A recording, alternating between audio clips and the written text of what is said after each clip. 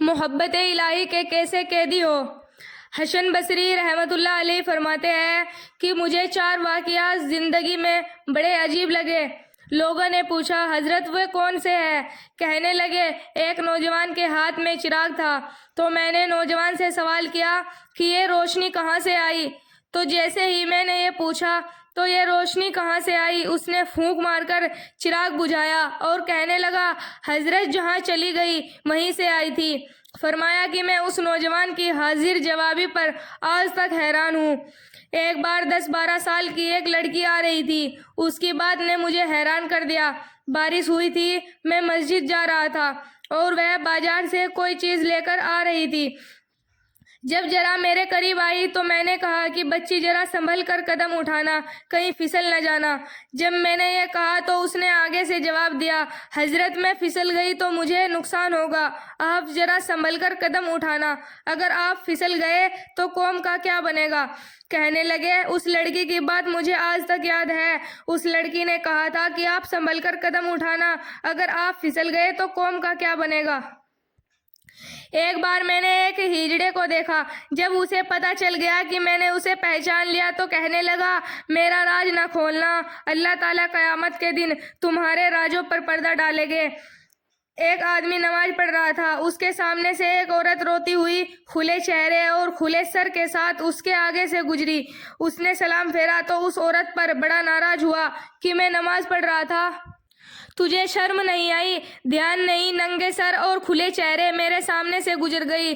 عورت نے پہلے تو معافی مانگی اور پھر معافی مانگ کر کہنے لگی، دیکھو میرے میاں نے مجھے طلاق دے دی اور میں اس وقت غم زدہ تھی، مجھے پتہ نہ چلا کہ آپ نماز پڑھ رہے ہیں یا نہیں، میں اس حالت میں آپ کے سامنے سے گزر گئی، مگر حیران اس بات پر ہوں کہ تم اللہ تعالیٰ کی محبت میں کیسے گرفتار ہو کہ کھڑے ہو پروردگار کے سامنے اور دیکھ میرا چہرہ رہے ہو۔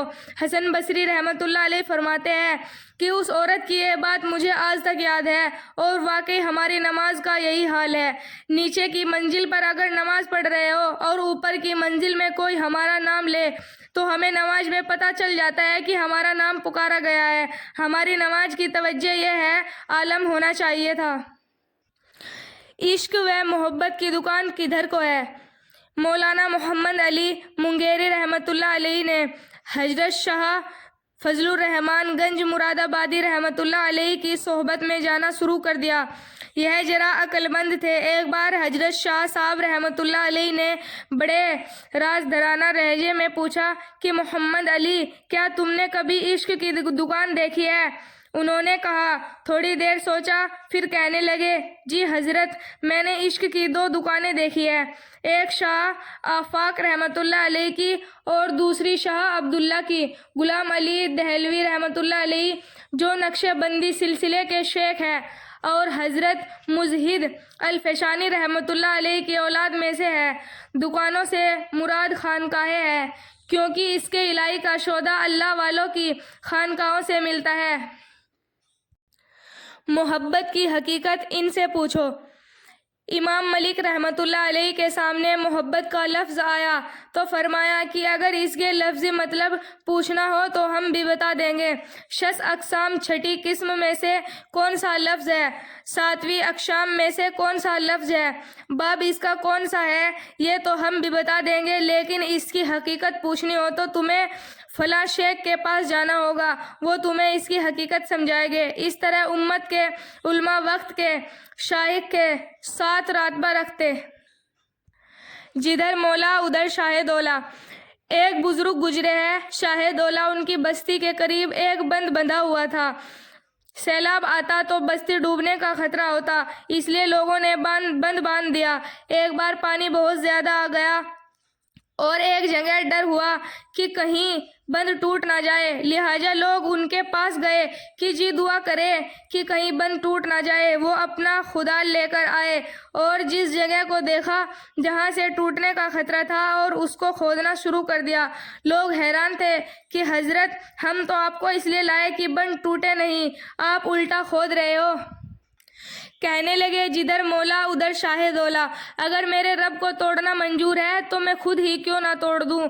ان کی یہ عاجزی اللہ کو پسند آ گئی اور پانی گھٹنا شروع ہو گیا۔ سیلاب جہاں سے آیا تھا وہیں واپس ہو گیا۔ اللہ والے شراپا تسلیم و رضا ہوتے ہیں۔ حضرت شبلی رحمۃ اللہ علیہ گورنری سے فقیری تک۔ عباسی دور میں اسلامی حکومت لاکھوں مربع رکوائر میل کے علاقے تک پھیل چکی تھی۔ الگ الگ علاقوں کے گورنر اپنے اشر کو استعمال کرتے ہوئے حکومت کا نظام چلا رہے تھے۔ اکثر علاقوں سے عدل و انصاف کی خبریں مل رہی تھی، پھر بھی کچھ علاقوں کے حالات اور بہتر بنانے کی ضرورت محسوس ہو رہی تھی۔ وقت کے خلیفہ نے سوچا کہ تمام گورنر حضرات کو مرکز بلایا جائے اور اچھی طرح کام انجام دینے والوں کو انعام اور اکرام سے نوازا جائے تاکہ دوسروں کو بھی حالات ٹھیک رکھنے کا شوق ہو۔ چنانچہ فرمان شاہی کچھ دنوں میں ہر علاقے میں پہنچ گیا کہ فلاں دن سب گورنر حضرات مرکز میں اکٹھے ہو۔ آخر وہ دن آ پہنچا جس کے لیے گورنر حضرات ہزاروں میل کا سفر طے کر کے آئے تھے۔ خلیفہ وقت نے ایک خاص بیٹھک میں ان سب کو جمع کیا، کچھ اچھی طرح کام کرنے والوں کو خاص انعام و اکرام سے نوازا اور باقی لوگوں کو نصیحتیں کی۔ محفل کے ختم پر خلیفہ نے سب حضرات کو اپنی طرف سے پیشاکیں دی اور اگلے دن خصوصی دعوت کا اہتمام کیا۔ سب حضرات اپنی اپنی خصوصی پوشاک پہن کر اگلے دن دعوت میں آئے۔ شاندار کھانوں اور پھلوں کی مہربانی کا لطف اٹھایا۔ کھانے کے بعد ایک دوسرے سے خیالات اور حالات کے جاننے کی محفل گرم ہوئی۔ جب لوگ بہت خوش تھے، خلیفہ وقت کی خوشی بھی ان کے چہرے سے جھلک رہی تھی۔ اسی وقت ایک گورنر کو چھینک آ رہی تھی اور وہ اپنی قوت سے دبا رہا تھا۔ تھوڑی دیر کی کشمکش کے بعد گورنر کو 2-3 چھینکیں اکٹھی آئی۔ تھوڑی دیر کے لیے محفل کا ماحول بدل گیا۔ سب لوگوں نے اس کی طرف دیکھا۔ چھینک آنا ایک طبیعی چیز ہے، مگر جس گورنر کو چھینک آئی وہ شرم محسوس کر رہا تھا۔ بھائیو بہنوں، ہمارے چینل کو سبسکرائب کریں، ویڈیو کو لائک کریں، شیئر کریں۔